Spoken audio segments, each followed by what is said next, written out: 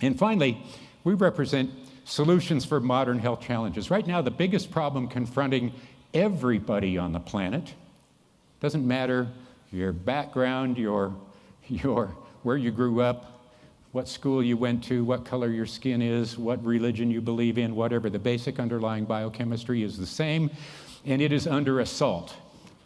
The biochemistry of every single person on this planet is under assault. It's under assault from two things. First of all, it's under assault from this huge amount of industrialized food products that have worked their way into our lives and have been promoted and purported as being something that sustains us, when in fact it does not. It actually erodes us. It is those things and the absence, by being literally driven out of the food supply of critical nutrients, and the combination of those two things, the overabundance of the bad stuff and the lack of the good stuff, is driving a health crisis that has the opportunity to breach us all.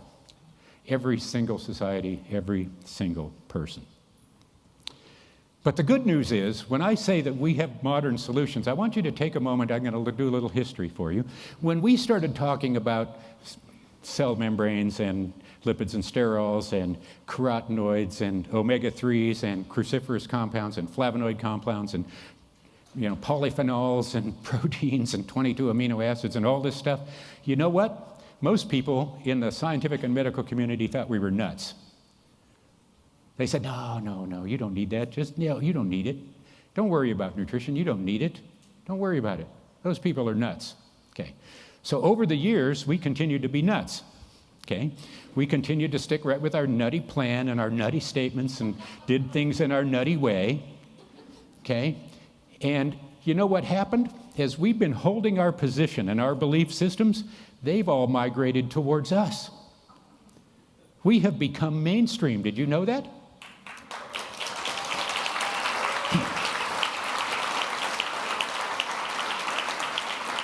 Now, how appropriate is that when you stay the course and keep committed to what you believe in? How appropriate is that we have changed the world, that they have come to us?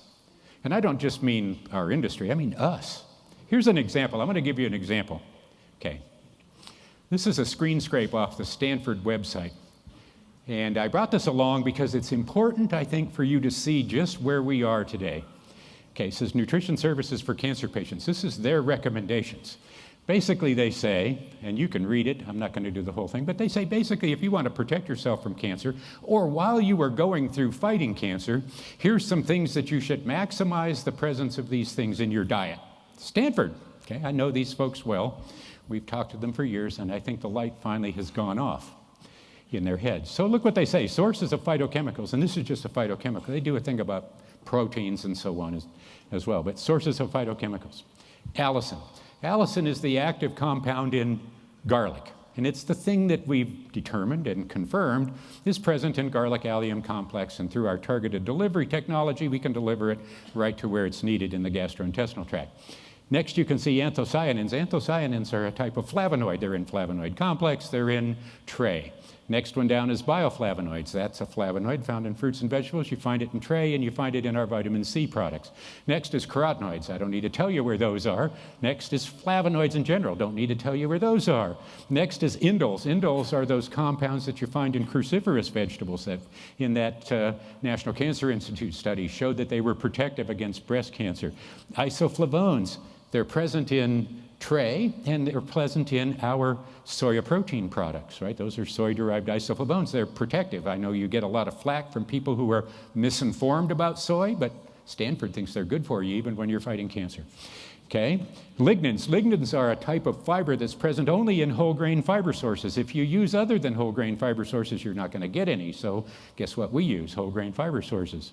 Okay, lutein down there, that's a carotenoid. Up at the top, lycopene is a carotenoid. You're in carotenoid complex, right?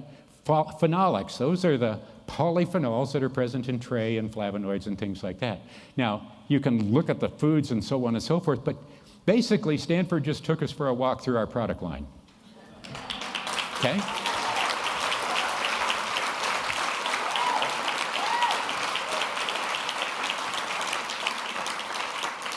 And we didn't have to pay him a penny. But you know, I actually interact with some of these people at Stanford still, And what happens is when you work with the younger people that are coming up, and we give away a lot of scholarships and things like that, they buy into our ideas because they're not trapped by the old learnings of ancient times. They're right at the leading edge and evolving. And that, through those sorts of things, we have been able to influence where science is going. That revolution we started that produced that evolution of products and technologies is continuing. And it's resulted in extraordinary things. Nobody in our industry can say this. Nobody in our industry can say anything about their product line that even resembles this. So now, where do you think we're going tomorrow? I just told you where we've been and where we are. Where do you think we're going tomorrow? Would you like to know where we're going tomorrow? Okay.